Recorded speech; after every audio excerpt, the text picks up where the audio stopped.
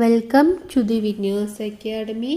ഇന്ന് നമ്മൾ ക്ലാസ് എടുക്കുന്നത് NIOSലെ ഇംഗ്ലീഷിലെ 11th യൂണിറ്റായ നൈറ്റ് ഓഫ് സ്കോർപിയോൺ എന്ന ലെസനാണ്.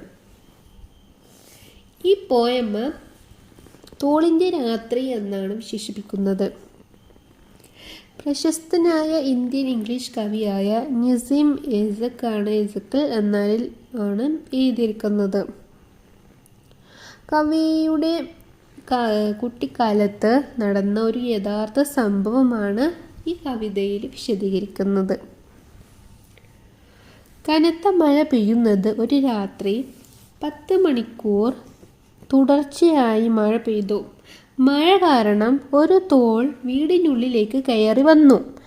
അരിച്ചാക്കിൻ്റെ അടിയിൽ ഒളിച്ചിരുന്ന തോൾ അവിടെ വന്ന കവിയുടെ അമ്മയെ കുത്തി വീണ്ടും ഇരുട്ടിലേക്ക് ഓടി മറഞ്ഞു. അമ്മ വേദന കൊണ്ട് കരയാൻ തുടങ്ങി. വീട് മുഴുവൻ ഭയമായി. ആ സമയത്ത് 2 കൂട്ടർ വരുന്നു. 2 വ്യത്യസ്ത ചിന്താഗതിക്കാർ. അയൽക്കാരെല്ലാം ഈച്ചകളെ പോലെ കൂട്ടം കൂടി ഓടി വന്നു. കയ്യിൽ മെഴുകുതിരിയും റാന്തലും ഉണ്ട്. അവർ അമ്മയെ ചുറ്റുമിരുന്നു പ്രാർത്ഥിക്കാൻ തുടങ്ങി.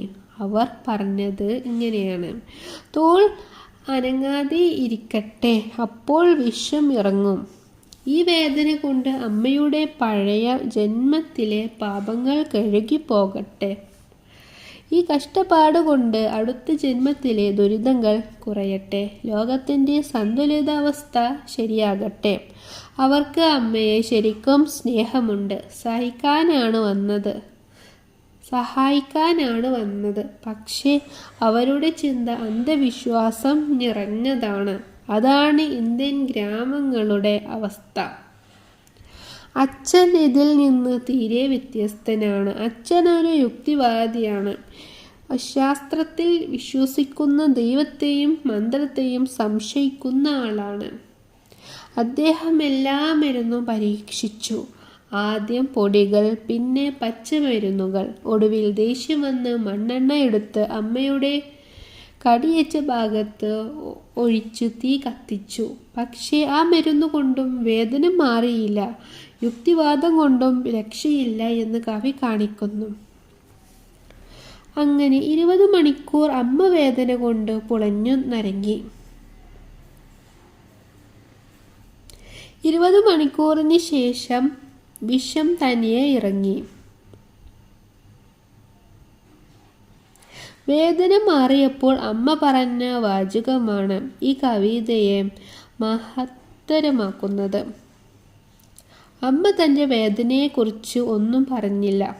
അമ്മ പറഞ്ഞു: ദൈവത്തിന് നന്ദി, തോൾ എന്നെ കുത്തിയല്ലോ, എൻ്റെ കുഞ്ഞുങ്ങളെ കുത്താതിരിക്കുന്നല്ലോ.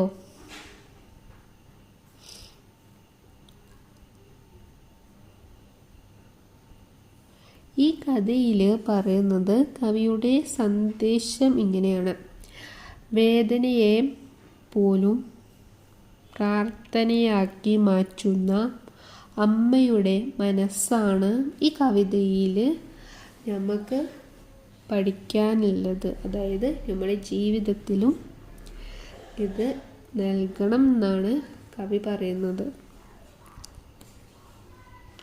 Thank you all.